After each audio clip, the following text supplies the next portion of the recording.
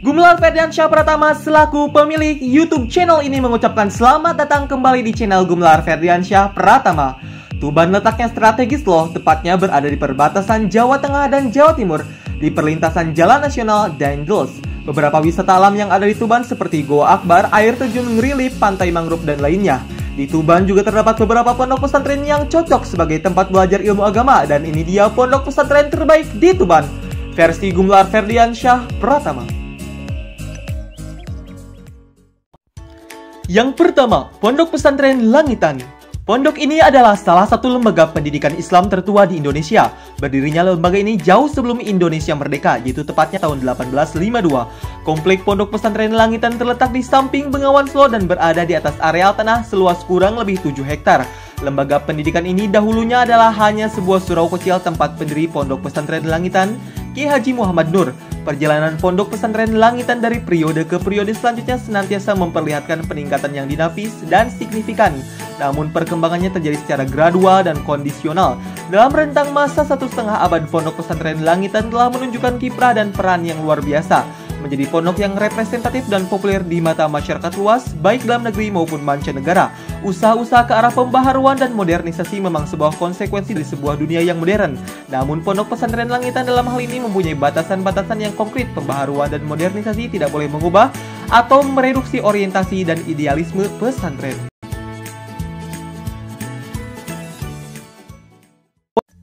Selanjutnya, Pondok Pesantren Raudhatul Thalibin. Pondok ini lebih dikenal dengan sebutan Tanggir. Tanggir adalah nama sebuah desa yang digunakan oleh Ki Haji Musli Abdul Karim sebagai nama pondok pesantren. Terletak di sebelah barat daya air terjun Ngerilip, Kabupaten Tuban, Jawa Timur.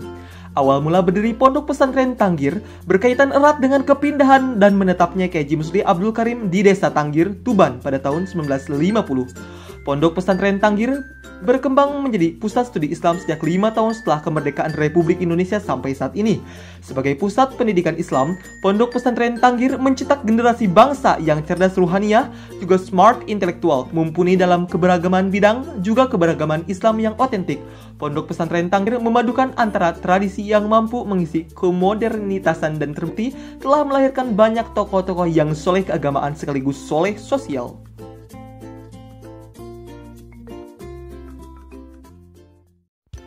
Selanjutnya, Pondok Pesantren As-Salam. Pendidikan pondok pesantren merupakan sistem pendidikan tertua di Indonesia yang mempunyai ciri khas dan telah menghasilkan ulama-ulama besar dan tokoh nasional. Perkembangan zaman menuntut adanya perubahan sistem mengajar dalam pendidikan pesantren.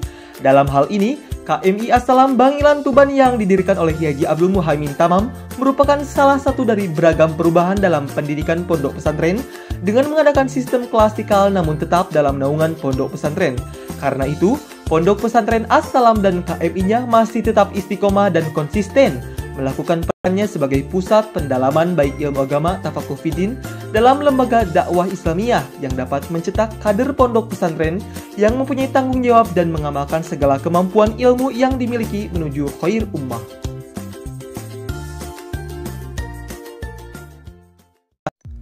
Selanjutnya, Pondok Pesantren Mansyaul Huda. Pondok Pesantren Mansyaul Huda adalah pondok pesantren yang terletak di Kabupaten Tuban. Adapun pondok ini sudah memiliki pondok cabang, yaitu Pondok Pesantren Mansyaul Huda II atau sebutan ringkasnya PPMH 2, yang mana PPMH 1 khusus untuk santri putra, adapun PPMH 2 terdiri dari santri putra dan putri segala umur dari jenjang pendidikan sekolah dasar sampai perguruan tinggi. Dari tahun berdirinya, Pondok Pesantren Mansyaul Huda II ini termasuk pondok pesantren baru yang mempunyai jumlah santri yang cukup banyak dan mengalami perkembangan yang pesat. Pondok Pesantren Mansyaul Huda II baru berdiri tahun 1996 atas prakarsa Romo Ki Haji Muhammad Muhyiddin Munawar, putra dari Romo Ki Haji Munawar, pendiri PPMH 1. Adapun Pondok Pesantren Mansyaul Huda I sudah berdiri sejak tahun 1927. Adapun secara fisik, perkembangan PPMH 2 lebih pesat dibandingkan dengan PPMH 1. Selanjutnya, Pondok Pesantren Khairun Nas. Yayasan Pendidikan Khairun Nas merupakan yayasan yang didirikan oleh Yayasan dan Laznaz Nurul Hayat yang fokus pada dunia pendidikan di Indonesia melalui sekolah Islam terpadu Khairun Nas. Saat ini telah mengembangkan pendidikan Islam berbagai jenjang pendidikan mulai dari pendidikan usia dini sampai perguruan tinggi. Jenjang pendidikan yang pertama kali didirikan adalah pendidikan non-formal. Seiring berjalannya waktu, semakin banyak dari donatur Laznas Nurul Hayat yang ingin mempercayakan pembelajaran dan pengembangan pendidikan putra-putrinya di pesantren Khairun Nas. Oleh karena itu, pesantren Khairun Nas kemudian berkembang menuju jenjang-jenjang pendidikan yang lain. Berlanjut hingga didirikannya pesantren Khairun Nas, jenjang sekolah dasar di Surabaya, SMP Khairun Nas di Tuban, Malang, Gresik, dan Madiun, dan lain-lain. Sekolah Islam terpadu Yayasan Khairun Nas berfokus pada pengabdian lembaga pada dunia pendidikan di Indonesia untuk membangun generasi-generasi yang islami, berakhlakul karimah, unggul dalam tahfidz Al-Quran, serta berjiwa entrepreneur.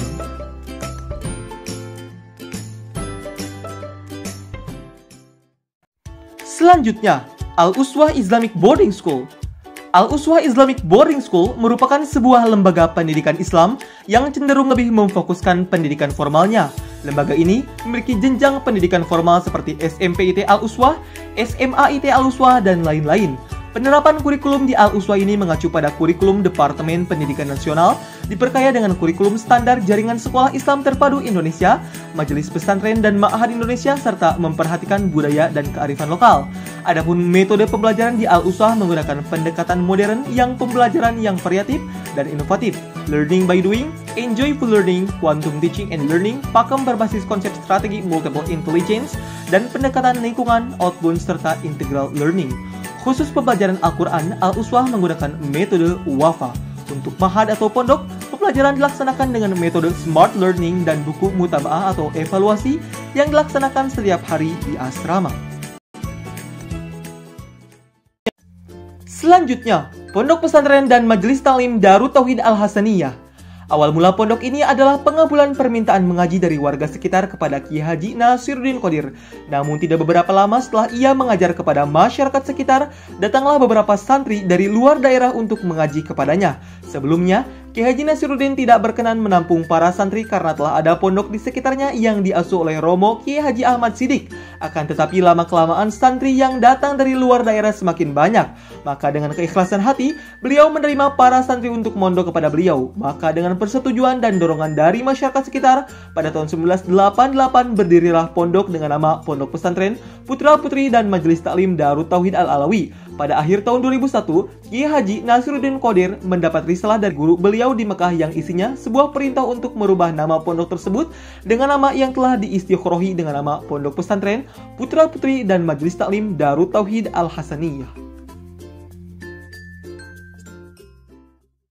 Dan yang terakhir, Pondok Pesantren Modern 4 Bahasa Al-Muhibbin. Pondok ini didirikan oleh Ustadzah Nuzulir Rahmah. Sebelum pondok ini berdiri, ia adalah pengajar di salah satu sekolah formal dengan materi ISKI. Akan tetapi di luar pelajaran, ia juga menganjurkan anak-anak untuk belajar bahasa Arab dan bahasa Inggris karena mengingat keadaan zaman seperti ini. Bahasa tersebut sudah menjadi kebutuhan masyarakat agar dapat mengikuti perubahan zaman. Akhirnya, pendapatnya untuk belajar bahasa disambut dengan antusias oleh anak-anak dan kegiatan tersebut dilaksanakan di kediamannya. Setelah berjalan beberapa waktu dan anak-anak merasa dekat dan enjoy belajar dengannya, meningkatlah yang awalnya hanya kursus bahasa Arab dan bahasa Inggris, berkembang menjadi kajian kitab kuning dan juga bimbingan belajar. Mereka semua sangat antusias dengan materi yang diajarkan oleh Ustadzah dan akhirnya mereka sepakat untuk menetap di kediaman Ustadzah. Awalnya yang menetap di kediaman Ustadzah hanyalah sekitar 6 anak putra dan putri dan jumlah tersebut menjadi ratusan santri. Berawal dari keadaan itulah, Pondok Pesantren Modern 4 Bahasa Al-Muhibbin berdiri tepatnya tanggal 21 April 2006. Ya, itulah beberapa pondok pesantren terbaik di Tuban versi Gumelar Ferdiansyah Pratama. Hakikatnya setiap pondok pesantren itu baik. Saya hanya menilai dari segi popularitas dan kuantitas para santrinya. Jangan lupa untuk share video ini dan moga-moga bermanfaat. Juga jangan lupa untuk klik tombol subscribe-nya. Dan jangan lupa klik tombol notifikasinya di bawah agar kalian tidak ketinggalan video-video saya selanjutnya. Terima kasih yang telah menonton video ini. See you on the next video.